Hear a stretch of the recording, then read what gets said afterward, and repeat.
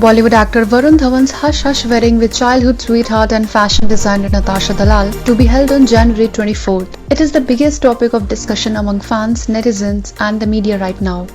An unconfirmed source close to the actor revealed that, keeping the global pandemic in mind, the guest list of the wedding will be small and only family members of bride and groom will be present.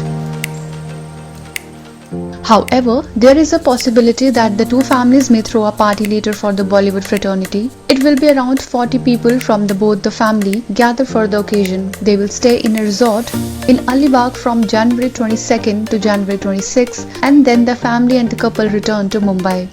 So far, that is the information I can share. As far as I know, no Bollywood celebrity will be attending the ceremony because then the guest list would have to cross 500, which is not practically possible keeping COVID-19 in mind, a source close to Varun shared with IANS.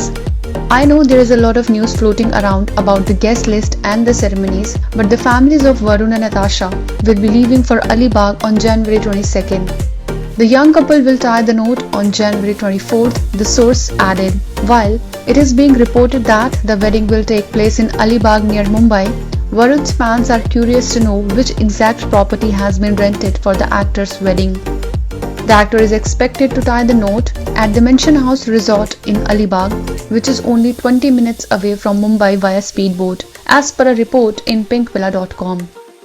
The resort is very close to Alibag Jetty and Sasavan Beach. Reports further suggest that a wedding reception will be hosted in Mumbai on January 26th. Natasha and Varun have till now chosen to remain tight-lipped about the wedding. Report even suggests that the soon-to-be married couple Varun and Natasha have opted for the same wedding planner that arranged the wedding of Indian cricketer Virat Kohli and Bollywood actress Anushka Sharma in December 2017.